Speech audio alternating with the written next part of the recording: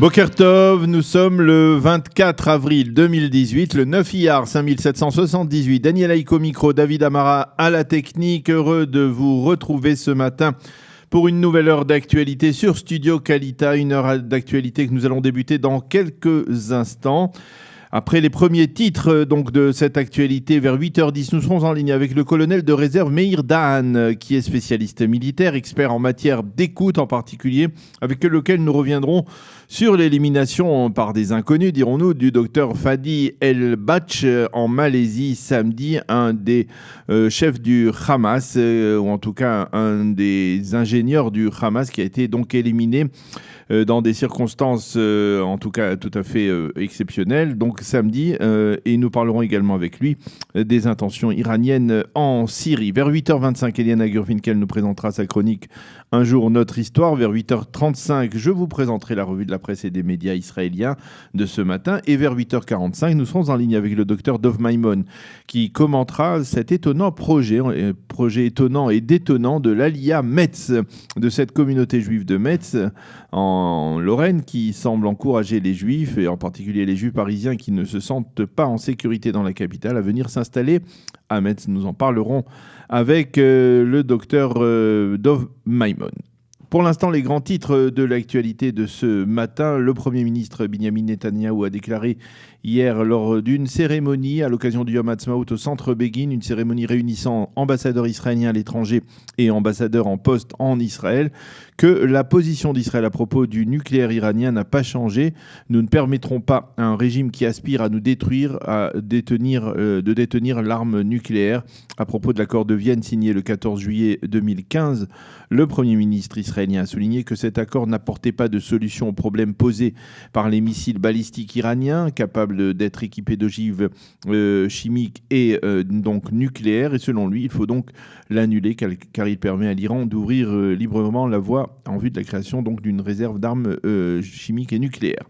Et dans ce contexte, on a appris l'arrivée en Israël ces derniers jours, très secrètement, du général Yosef Wattel, qui commande les forces centrales de l'armée américaine. Il s'agit donc entre autres des forces américaines stationnées au Proche-Orient, et qui est l'un des généraux les plus influents apparemment de l'armée américaine. Celui-ci s'est entretenu hier avec le chef d'état-major de Tsahal, le général Gadi Eisenkot, ainsi qu'avec le conseiller à la sécurité nationale. Côté israélien, on est très préoccupé par l'éventualité d'un retrait des forces américaines de Syrie, et le porte-parole de Tsahal a confirmé cette présence. Il a expliqué que le général Wattel était en Israël pour rencontrer des personnalités et, je cite, débattre des enjeux sécuritaires régionaux. Il faut rappeler qu'en début de semaine, le numéro 2 des gardiens de la révolution iranienne, Hossein Salameh, avait affirmé qu'Israël se trouvait sous la menace de tirs au nord et au sud et qu'il ne doit pas faire confiance à son armée de l'air. Fin de citation. Et hier après-midi, un obus de mortier tiré à partir de la Syrie est tombé en territoire israélien près de la frontière, donc sur le plateau du Golan, sans faire de blessés ni de dégâts. Le porte-parole de Tsahal a déclaré qu'il s'agissait là d'un obus tiré dans le cadre du conflit entre l'armée syrienne et les rebelles, une sorte d'obus perdu. En réaction, Tsahal a tout de même détruit un canon qui était situé dans la zone d'où l'obus a été tiré, donc en territoire syrien. Les préparatifs en vue de l'inauguration de la nouvelle ambassade des États-Unis à Jérusalem battent leur plein. Je vous rappelle que cette inauguration se tiendra le 14 mai prochain en présence apparemment de Jared Kushner, le principal conseiller de Donald Trump au Proche-Orient, et également le gendre du président américain, ainsi que de son épouse Ivanka Trump.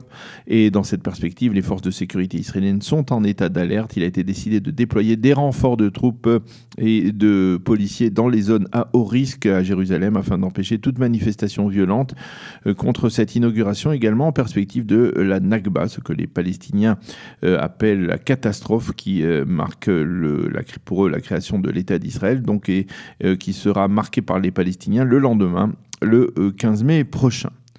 À la demande de la présidente de la Cour suprême, la juge Esther Hayout, le débat de la commission interministérielle des lois sur l'amendement donnant priorité au pouvoir législatif sur le pouvoir juridique, en d'autres termes sur la Knesset au détriment de la Cour suprême, ce débat qui devait se tenir dimanche a été reporté. Cette commission devait donc se réunir dimanche, mais la présidente de la Cour veut attendre le retour de la ministre de la Justice, Ayelet Shaked, d'une visite en Afrique pour s'entretenir avec le Premier ministre et avec Ayelet Shaked donc de cet amendement Avant que la commission d'en débatte, il s'agit d'un amendement historique qui pourrait priver la Cour suprême donc d'une partie de ses prérogatives actuelles.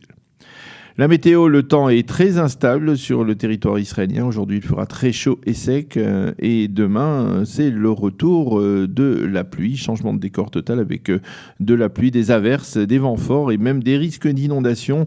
Et donc une véritable tempête de printemps. Aujourd'hui, il fera 27 degrés à Jérusalem, 26 à Tel Aviv et 33 degrés à Eilat. Nous allons marquer une première pause et on se retrouve dans quelques instants avec notre invité de la rédaction, le colonel de réserve Meir Dahan, pour parler avec lui de l'élimination du docteur Fadi El-Batch, ce Palestinien du Hamas qui a été éliminé en Malaisie samedi dernier.